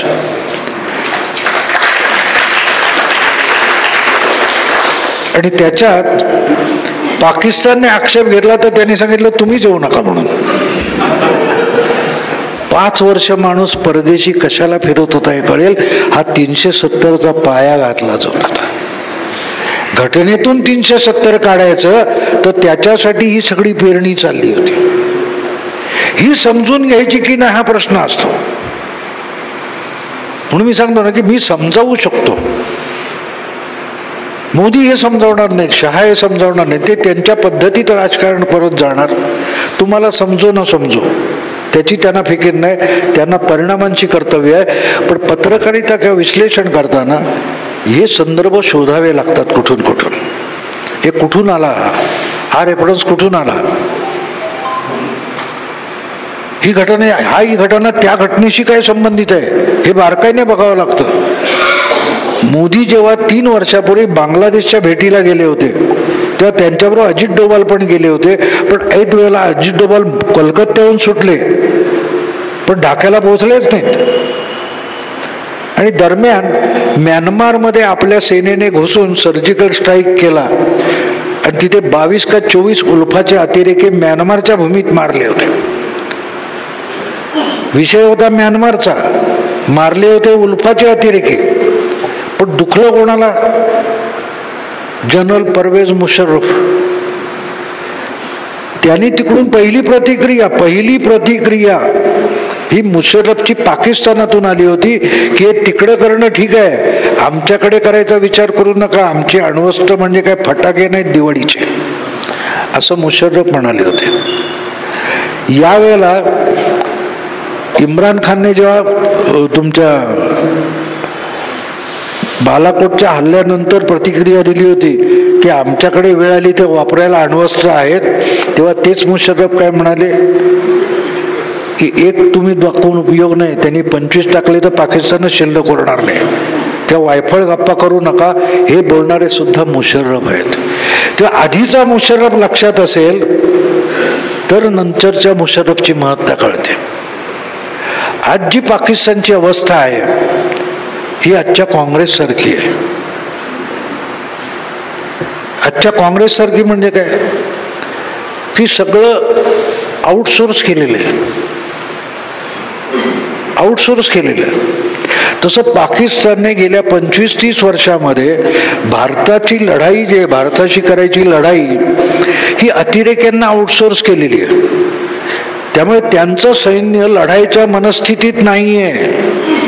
त्यांना कुठल्याही परिस्थितीत पारंपरिक युद्ध नको आहे, ट्रॅडिशनल वॉर नको आहे. कारण ते आपण 7 दिवस पण लढू शकत नाही, त्यांना माहिती आहे. आणि म्हणून सगळीकडे दारं वाजवून धावपळ करून आदळआपट कशाला चालली आहे. तुम्ही कोणी किती लोकांनी पडोसन सिनेमा बघितलाय मला आठवत नाही, बघितलं का? मेहमूदचा पडोसन सिनेमा, त्याच्यात एक फार मजेशीर प्रसंग आहे.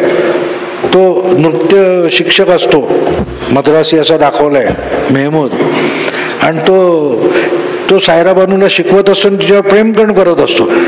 आणि दुसरा तो पहिलवान आहे सुनील दत्त, आणि तो पहिलवानी स्टाईलने तिच्यावर प्रेम करत असतो. तर ह्याला मारायचं कसं, तर काहीतरी होतं. तो त्याचं नाव भोला असतं सुनील दत्तचं, आणि तो त्या मद्रासी स्टाईलमध्ये त्याला दमदाटी करतो आणि त्याला म्हणतो, भोला तुम आगे मत आना, तुम आगे मत आना, तुम आगे आएगा, तुम आगे आएगा, हम पीछे जाएगा. ही पाकिस्तानची पॉलिसी आहे. ते लढू शकत नाहीत, लक्षात घ्या. म्हणून दारोदार वाजवून ते परत परत काय म्हणतात की युद्ध टाळावं जगाने, नाहीतर आम्हाला अणुबॉम्ब वापरायला लागेल. हा एक फसवा भाग असतो की त्याला हात तुम्ही कसा 370ला हात तुम्ही लावू शकत नाही, हा जो भ्रम आहे. तसाच पाकिस्तानची लढाई झाली तर काय, हा बागुलबू आहे.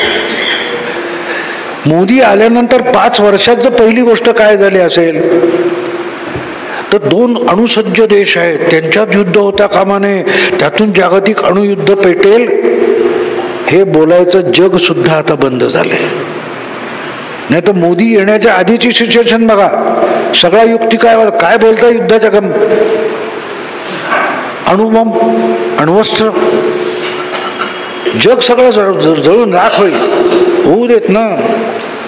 कोणी आता बोलत नाही, ना आपले विद्वान संपादक बोलत आहेत, ना कुमार केतकर व्यापक कट म्हणून सांगत आहेत, ना ट्रम्प सांगतोय. कारण हा बागुलबुवा होता, चल एकदा करून टाक. तो दारुडा असतो तुमच्या अंगावर आवेशात येणारा, त्याला बाकीचे धरतात म्हणून नाही तू सोड, नाही तू सोडा, तो पुढे जातच नाही. भुंकणारं कुत्रं पण तसंच असतं. तुम्ही मागे होता म्हणून तुम्ही पुढे जायला लागलं की ते भुंकतच मागे जातं. त्यापेक्षा तो बागुलबुवाला समोर जाता आलं पाहिजे.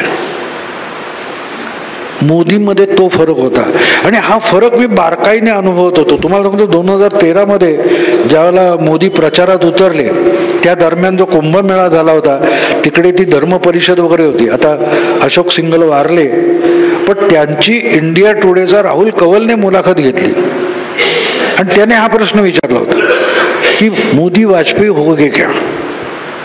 तर अशोक सिंघलने असं उत्तर दिलं की मला ते खटकलं, मलाही कळलं नाही.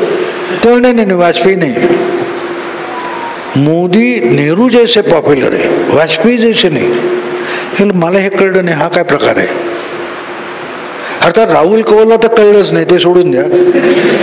पण मला पण माझ्या लोकांचं खटकलेलं असं ते डोक्यात राहतं. मी त्याचा अर्थ लावायचा प्रयत्न करतो. हा माणूस काहीतरी सांगतोय, आपल्याला कळलं नसेल तर आपण मूर्ख आहोत, आपण समजून घेऊ हा काय म्हणतो.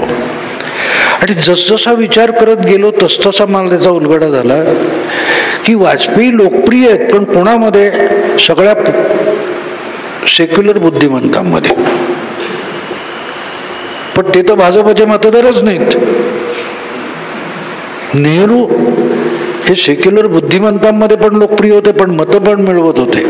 तर मोदी नेहरूंसारखे लोकप्रिय आहेत म्हणजे नेहरूंसारखी मतं मिळवू शकतात हे सिंगलना म्हणायचं होतं.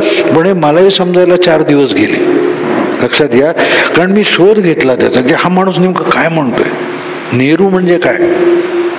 नेहरूंची लोकप्रियता मतं मिळवणार होती, आणि म्हणून या सगळ्या बुद्धिमंतांना मोदींनी वाजपेयी व्हावं म्हणजे काय, तर आपल्या कलाने वागावं.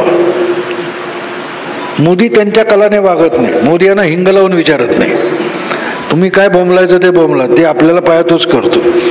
आणि केल्यावर यांच्या लक्षात येतं. म्हणजे मला अनेकदा असं वाटतं की त्या कुठचा तो गोलमाल नावाचा जुना सिनेमा होता, त्याच्यात तो अमोल पालेकर आणि उत्पल दत्त वगैरे होते. तो उत्पल दत्त अखंड घरी असताना बुद्धिबळ खेळतो, आणि तो इथून खेळतो आणि मग समोर जाऊन स्वतःच बसतो. तिकडची प्यादी मोरे तोच हलवतो. ते कधी कधी मला असं वाटतं की मोदी असंच राजकारण खेळतात की काय.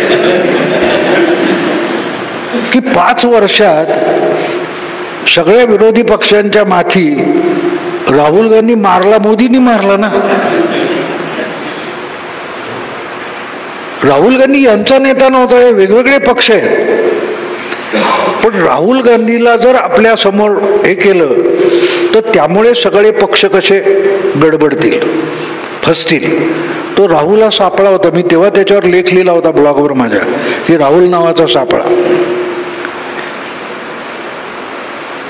तो सांगायचा मुद्दा की मोदी ज्या पद्धतीत करतात ते तुम्हाला लक्षात यायला फार वेळ जातो. मलाही मी प्रामाणिकपणे सांगेन की हा माणूस इतका फिरत होता देशासाठी, परराष्ट्र धोरण, नवं सरकार आलंय, आजपर्यंत ज्या परराष्ट्र धोरणाची किंवा परराष्ट्र भूमिका होती ती आता बदलते हे सांगण्यासाठी त्याला जगभर फिरणं आवश्यक होतं. पण त्याच्यामागे इतकी डीप रूटेड 370ची योजना असेल हे मलाही माहीत नव्हतं. मी आता जेव्हा ते सगळे धागेदोरे जोडून बघायला जातो तेव्हा माझ्या लक्षात येतं की हे सगळं विणलं जातो तो 370साठी. आणि 370च्या आसपास एक जगातली मोठी घटना घडली आहे ज्याच्यावर आपल्या राजकीय बुद्धिमंतांनी चर्चा पण केलेली नाही. खरं तो मोठा विषय आहे. अमेरिकेचं जे जपानपासून सौदी अरेबियापर्यंतचं आरमार आहे त्या आरमाराची जी सैन्याची जी कमांड आहे त्याला एशिया पॅसिफिक कमांड म्हणायचे. त्याचं नाव एशिया पॅसिफिक कमांड होतं. ते गेल्या 3 महिन्यापूर्वी बदलून आता इंडो पॅसिफिक कमांड असं नाव दिलं. हा केवढा मोठा बदल आहे लक्षात घ्या. आणि ती कमांड कुठपासून आहे? जपानपासून सौदी अरेबियापर्यंत. याचा अर्थ असा की या मधल्या प्रांतामध्ये चीन जे आव्हान आहे त्याला टक्कर देताना भारत हाच आपला भागीदार असू शकतो याचा अमेरिकेने दिलेला सिग्नल आहे. आणि एकदा तो सिग्नल क्लिअर झालेला आहे आता, मग तुम्हाला कळतं की काश्मीर किती सोपं आहे. पण विषय काश्मीर पर्यंत राहत नाही. विषय काश्मीर पर्यंत राहणार नाहीये, तो पाकिस्तानचे तुकडे पडण्यापर्यंत जाणार आहे.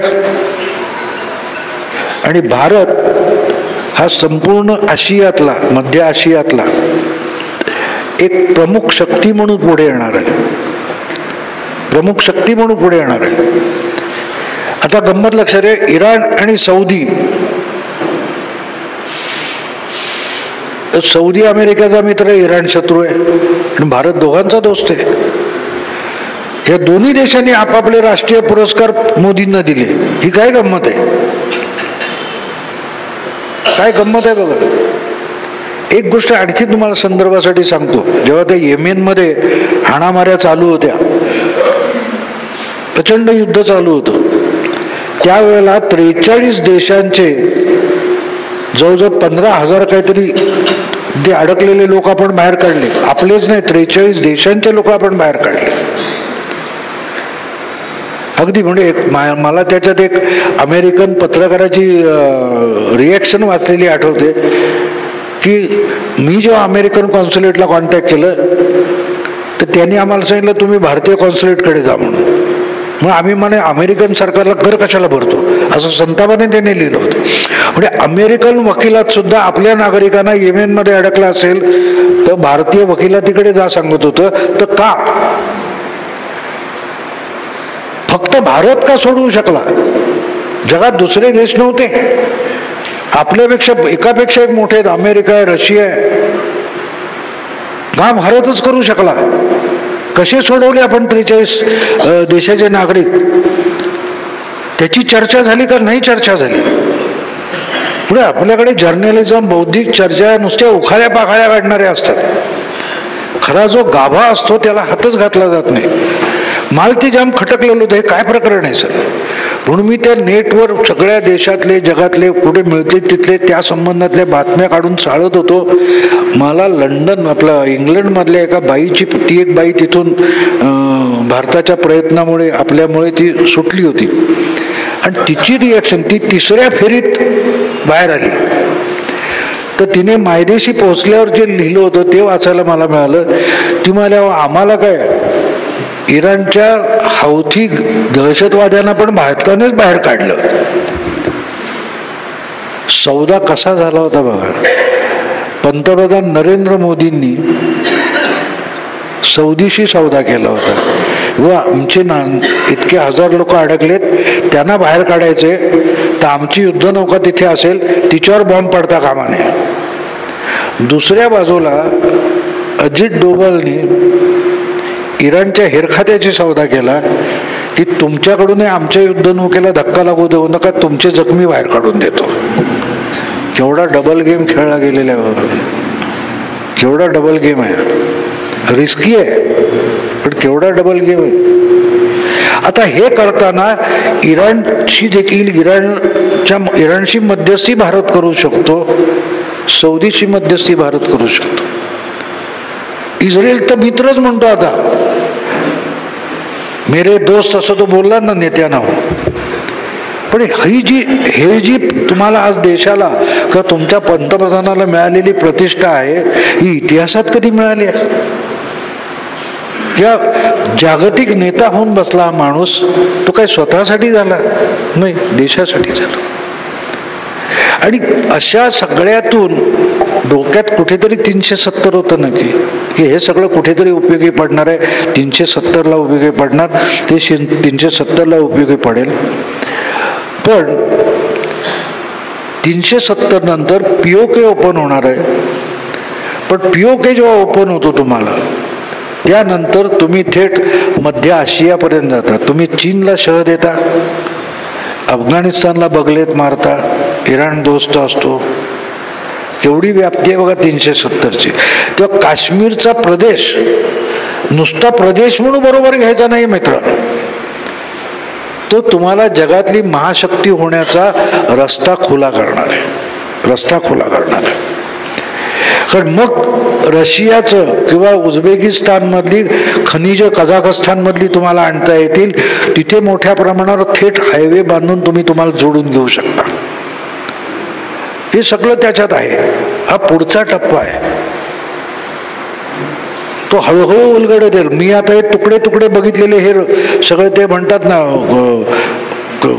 कोड्यातले तुकडे असतात, ते जोडेल तसं तसं ते चित्र स्पष्ट होत जातं. तसं हे चित्र जोडतो. ह्या गोष्टी कोणी सांगत नाहीस. आपल्याकडच्या संपादकांना असं वाटतं मग हे मोदींनी सांगितलेलं नव्हतं. पत्रकार परिषद घेऊन सांगेल का की मी उद्या मुशर्रफला मारणार आहे, असं कोणी सांगेल का? असं सांगत नाही. झाल्यावर तुम्हाला कळतं. तसा हा ग्रँड स्ट्रॅटेजीचा भाग असतो. हा टपरीवर चहा पिता पिता हे काय शाळ. म्हणून मी जेव्हा पहिल्यांदा अमेरिकेतून आलो, ते आमचे कॉलेजमधले प्रोफेसर, तुम्ही उडाण टप्पू असल्यामुळे ते म्हणाले भाऊच्या तोंडून मला अमेरिका ऐकायची, असं माझ्या बायकोला सांगितलं. कारण आम्ही दोघे तिथलेच विद्यार्थी होतो. ते बोल नाही तू अकॅडमिक सांगशील, भाऊला कशी वाटली. तर मी त्यांना सांगितलं होतं आपल्यात आणि अमेरिकेत एक फरक आहे. अमेरिकेत एकच बुद्धिमान शहाणा माणूस असतो, त्याला अध्यक्ष करतात. आणि आपल्या देशात एकच महामूर्ख असतो, त्याला पंतप्रधान करतात. पण आम्ही कटिंग चहा घेतो आणि मोदी, वाजपेयी, मनमोहन सिंग कुठे चुकला ह्याच्यावर आपण टपरीवर चर्चा करतो. आता त्याचं कारण असं आहे की आपल्याकडे जो फीडबॅक येत असतो पत्रकारांकडून, संपादकांकडून, त्यांची ती परिस्थिती आहे. त्यांची अक्कल चालत नाही. तेच तुम्हाला आडत नसेल तर पोहऱ्यात कुठून येणार तुमच्यापर्यंत. ही महत्वाची माहिती शोधून आणून दिली पाहिजे. कालपासून तुम्ही बातम्या बघितल्या असेल की काँग्रेसच्या 32 जागा वंचितने पाडल्या.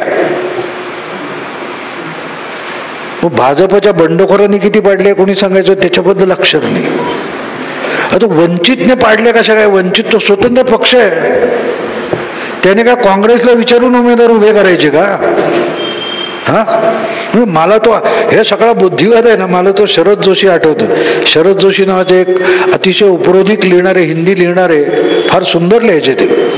तर त्यांचं एक मला ते नवभारत टाइम्समध्ये एवढंच लिहायचे असं कॉलम प्रतिदिन म्हणून. त्यांचा एक पीस आठवतो, मी फार सुंदर लिहिलं होतं. त्या काळात गावस्कर खूप फॉर्मात होता. तर त्याने असं लिहिलं होतं कि गावस्कर को गावस्कर बनाने में मेरा बड़ा योगदान है। वो योगदान क्या है? माझा सगळ्यात मोठा हातभार काय लागलाय गावस्करला? तो म्हणाल मी क्रिकेटच खेळलो नाही.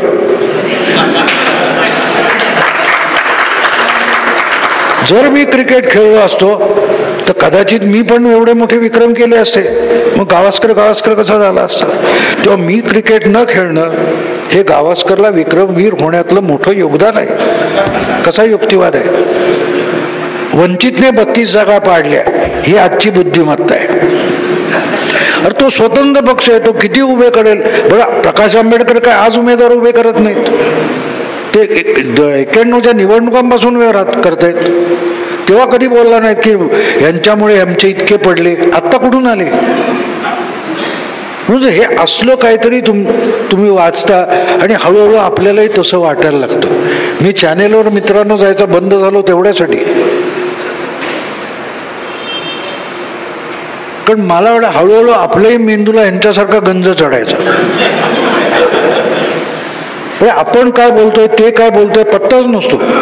मी सांगितलं मित्र बाय फार ट्रॅफिक असतं, बस मिळत नाही, रिक्षा पण पैसे वाढलेत, मी ऑफिसला जायला आता सायकल घ्यायचं ठरवलंय. तर अँकर असला तर कोण म्हणणार मग तुम्ही म्हैस का घेत नाही? अरे ऑफिसला काय म्हैशीवर बसून जाऊ ना? मग काय सायकल दूध देणार आहे? अरे पण दूध आलं कुठून, म्हैस आली कुठून? मला ऑफिसला जायला सायकल पाहिजे. अशा चर्चा रोज चालतात. रोज तुम्ही बारकाईने ऐका, बघा. आणि मला सगळे विचारतं भाऊ हे तुमच्याच कसं लक्षात येतं? म्हटलं मी या सगळ्यांच्या पिंडाला शिवणारा कावळा आहे. कारण मलाच ते दिसतं, कारण माझ्या डोक्यात एक पक्का हा बेअक्कल आहे. आज काय नवा मूर्खपणा करतोय ह्याच्यासाठी मी टपून बसलेला असतो आणि मग ह्या चर्चा चालतात. पुढे काल मी एक लेख लिहिला, तो उद्या ब्लॉगवर टाकेन परवाच्या निकालाबद्दल. काय पवार साहेब भिजल्याचं कौतुक आहे हो. काय भिजले आणि काय झालं? 54 आमदार आले. संदर्भ का महत्वाचे असतात मित्रांनो? संदर्भ का महत्वाचे असतात? 54 आले, बरोबर आहे. पवार कधीपासून स्वतंत्रपणे निवडणुका लढवत आहेत ना? 1978 मध्ये पवार मुख्यमंत्री झाले काँग्रेसमध्ये बाहेर पडून. 80 साली इंदिराजी परत सत्तेत आल्या आणि त्यांनी महाराष्ट्राची विधानसभा बरखास्त केली. तेव्हा पवारांची समाजवादी काँग्रेस होती. त्या समाजवादी काँग्रेसतर्फे 80च्या विधानसभा मध्यावधी झाल्यावर त्यांनी लढवल्या. तेव्हा निवडून आलेल्या आमदारांची संख्या होती 56. 80 ते 2019 39 वर्ष झाली. आज किती आले? 54. काय कौतुक आहे हा. आता संदर्भ याला आणखीन एक जोडून देतो, मग फरक कधी पडेल की शेजाऱ्या पाजाऱ्यांची पोरं शाळा कॉलेज उरकून फॉरेनला पण गेली शिकायला. आमचा पोरगा बघा काय निष्ठावान, एकाच जागी एकाच वर्गात आहे. 40 वर्ष गेली हो. काय हुशार, धूर्तन, चतुर आहे ना. 40 वर्ष गेली, 50च्या पुढे पाडा जातच नाही. आता त्याला आणखीन एक संदर्भ जोडतो. 80 साली जेव्हा लोकसभेच्या मध्यावधी निवडणुका जनता पार्टीचा बोरा वाजला तेव्हा जनता पार्टी होती. ती लोकसभेची निवडणूक संपल्यानंतर जनसंघीय बाहेर पडले आणि त्यांनी भारतीय जनता पक्ष स्थापन केला. त्यानंतर भाजप म्हणून जो पक्ष तयार झाला त्याने लढवलेल्या पहिल्या निवडणुका 1980च्या महाराष्ट्र विधानसभेच्याच होत्या. त्यात भाजपला मिळाल्या होत्या 15 का 14 जागा. ते 15 वरून 105 वर पोहोचले.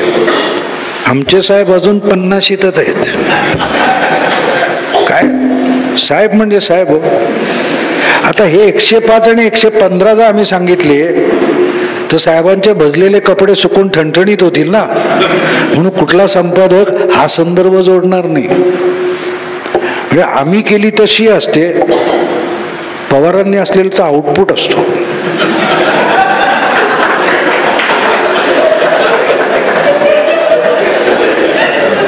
हे बुद्धिमंत आहेत मित्रांनो.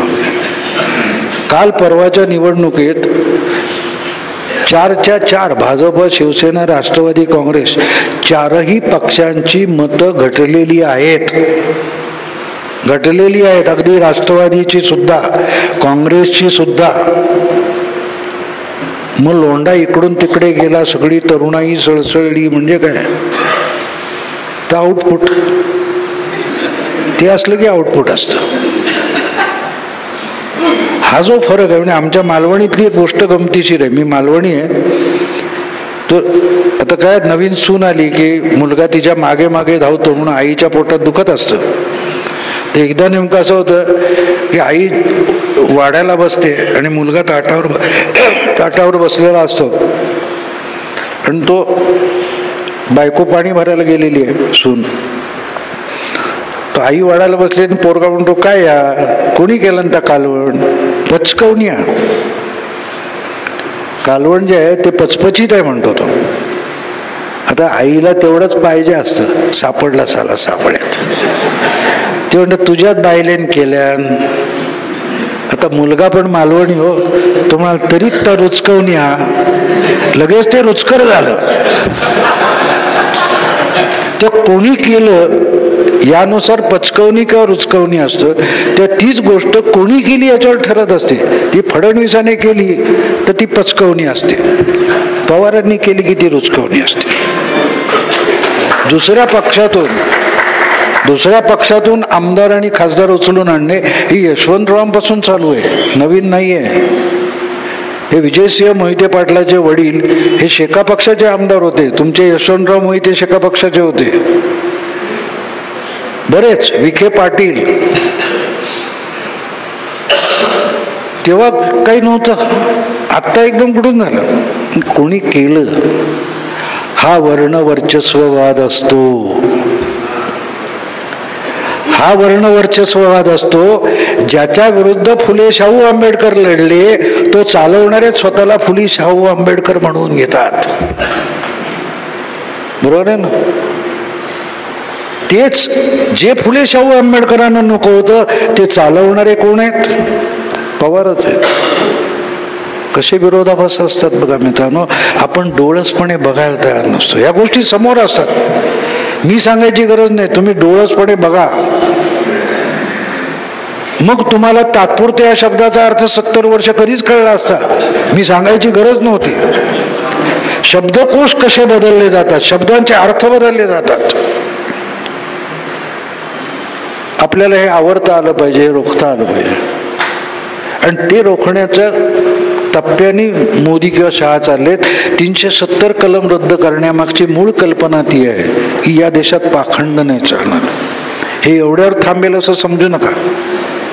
घटनेची, राज्याची, राज्य व्यवस्थेची पुनर्रचना होईल. परवा अभिजित बॅनर्जींना त्यांनी भेटून मोदींना झाल्यावर मोदींना he wants to change the style of governance, he want to change the bureaucracy, हे अभिजित बॅनर्जींनी सांगितलं ना. अर्थात मोदी ब्युरोक्रेसीमध्ये, नोकरशाहीमध्ये काय काय बदलत आहेत हे मला घरी बसून कळतं, कारण माझी मुलगीच ॲडमिनिस्ट्रेशनमध्ये आहे. बेसिक चेंजेस कुठे होत आहेत हे एका दिवसात येत नाही मित्रांनो. पण हे समजायला बुद्धी लागत नाही, सामान्य ज्ञान लागतं, कॉमन सेन्स लागतो. आणि हा मी गेल्या वर्षी योगायोगाने, दिवाळी आहे आत्ता, मी गेल्या वर्षीच्या दिवाळीत आसामला होतो आणि तिथे एक टपरीवर आम्ही खायला थांबलो. मी म्हटलं त्या हॉटेलचं मला कंटाळा आहे, हे आसामी लोक रस्त्यावर काय खातात बघायचं. तर त्याच्याकडे ते दाल चावल वगैरे होतं आणि मच्छी वगैरे असं काय काय होतं. तर तो मुंबईहून आलो म्हटलं, तो म्हटलं उधर मोदी आहे का परत विचारतो. मला गंमत वाटली म्हणून त्याच्याची उज्जत करायला लागलो. त्याने मोदी काय काय चांगलं करतोय सांगितलं मला. तिथे तो जोरहाट शिलाँग हायवेचं काम चालू होतं आणि तो म्हणाला की हा रस्ता कसा बनतोय, अमुक तमुक, ये अच्छा होगा, फिर हमारे बच्चे का हॉटेल होगा. तुझ्या बच्च्याचं हॉटेल रस्त्यामुळे कसं होईल? नहीं नहीं, बहुत गाड़ी आएगा ना, आप जैसे लोग सब लोग आएगा, हमारा धंधा अच्छा होगा. तो मतलब कभी होगा? वो तो 4 साल तो निकल गया. तुम्हाला साहब अच्छा काम आराम से होता है. त्याला कळतंय, लक्षात घ्या. माझ्या दृष्टीने चिदंबरमपेक्षा तो श्रेष्ठ असतो. आणि त्याने मला बेसिक एक गोष्ट शेवटी सांगितली, कोणाला, ये जमीन है ना, ये तो मोदी पैदा नहीं किया, ये पहले से है. डांबर मिलता है, सिमेंट मिलता है, तो पहला गवर्नमेंट क्यों नहीं बनाया था. दोन सरकारांमधला फरक एक सामान्य टपरीवाला आसामच्या हायवेवरचा मला सांगू शकतो. मग आपल्याला का नाही दिसत, आपल्याला का नाही समजत. की तो म्हणाला की चांगलं काम हे हळूहळू होतं, थोडा उशीर लागतो पण होईल.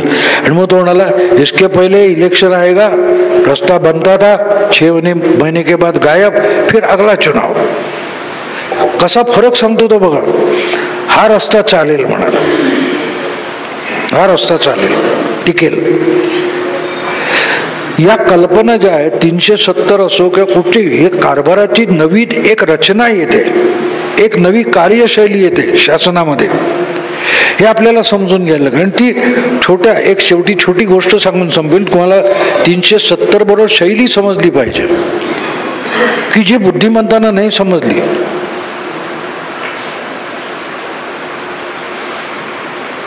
एक खूप 70 उलटलेले अतिशय मोठे टॉप विद्वान निवृत्त झालेले गृहस्थ रोज चौपाटीवर जाऊन बसायचे आणि लाटा बघायचे, जो सूर्यास्त बघायचे, आराम खुर्ची टाकून बसायचे, संध्याकाळी परत यायचे. त्यांच्या एक नजरेत एक गोष्ट अशी येते की ती ओहोटी येते तेव्हा एक मुलगा तिथे यायचा, छोटा 5-7 वर्षाचा, आणि तो ते पाण्यात मध्ये मध्ये पाणी निघून जायचं आणि मध्ये जे खड्डे राहतात त्याचे जे छोटे मासे शिंपले अडकायचे ते उचलून नेऊन तो मोठ्या पाण्यात टाकायचं. हे गृहस्थ रोज बघायचे, यांना कळायचं ना मुलगा असं का करतो. शेवटी 10-15 दिवसांनी एक दिवसांनी त्याला म्हणे, बाळा इकडे रे, तू काय करतोस. तो नाही काका, आजोबा असं आहे, ते अमुक अमुक ते मरून जातात ना, म्हणून मी त्यांना पाण्यात नेऊन टाकतो, जगतात बिचारे. ते आजोबा हसतात, म्हणतात बाळा लहान आहेस तू, जगात किती समुद्र आहेत तुला माहिती आहे, किती लाखो कोटी मैलांची समुद्रपट्टीनी किनारपट्टीनी चौपाटी आहे तुला माहिती आहे. त्याच्यावर रोजच्या रोज अब्जावधी असे मासे जीव मरतात. तू हे 5-25 वाचून जगात काय फरक पडणार आहे. तो मुलगा छोटा मुलगा हसतो, म्हणतो आजोबा तुम्ही म्हणता ते 100% बरोबर आहे, हे मी करतो ना त्याने जगाला काही फरक पडत नाही. पण ते 5-25 मासे आहेत ना, त्यांच्या छोट्याशा आयुष्यात खूप मोठा फरक पडतो.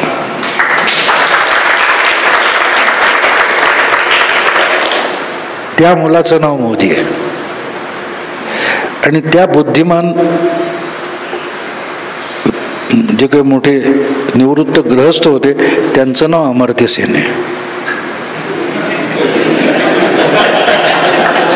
कारण त्यांच्या लेखी माणसं नसतात, जग नसतं, देश नसतो, समाज नसतो, अहवाल असतात, डेटा असतो, माणसं नसतात. याच्या लेखी त्याच्या लेखी आकडे होते, जगात किती कोटी मासे मरतात, याच्या लेखी त्या माशांना जीव होता, ते सजीव होते.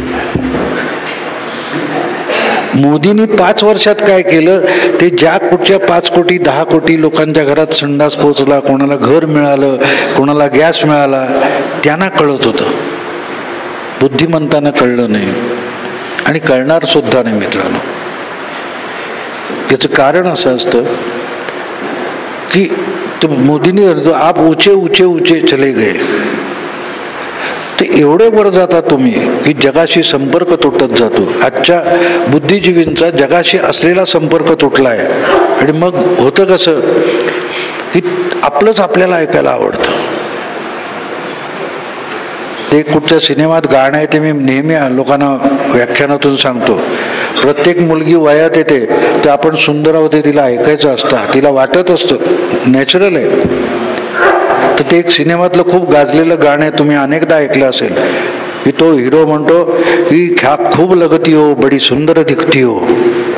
ऐकले ना गाणं. मग ती म्हणते फिर से कहो कहते रहो अच्छा लगता है. फिर से कहो म्हणजे बोलत राहा. तसं हे बुद्धिजीवींचं झालंय. की तू किती महान आहेस असं कुमार केतकरनी सांगायचं, की वागळे म्हणणार तुम्ही सुद्धा महानच आहात सर.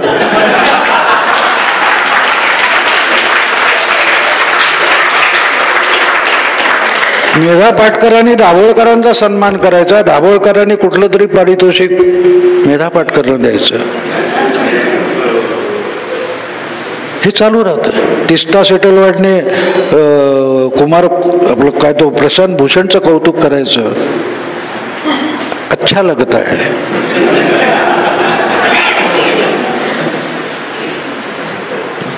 जीवन का हर सपना अब सच्चा लगता है, होता नहीं है. 70 वर्षात ना 370 सोडवता आलं तात्पुरतं असून, ना काही करता आलं. आत्ता ते व्हायला लागले. याचं कारण त्या छोटा मुलगा जसजसा मोठा होत जाईल तेव्हा अनेक गोष्टी घडताना दिसतील. जग बदलताना दिसेल. नुसता देश नाही, जग बदलताना दिसेल. कारण हा नवं नेतृत्व सुद्धा उभं करतोय. माझ्या दृष्टीने मोदींचं काम फक्त पंतप्रधान म्हणून मी बघत नाही. हा माणूस नवी लिडरशिप सुद्धा डेव्हलप करतोय, की जी पुढची 25-30 वर्ष चालेल.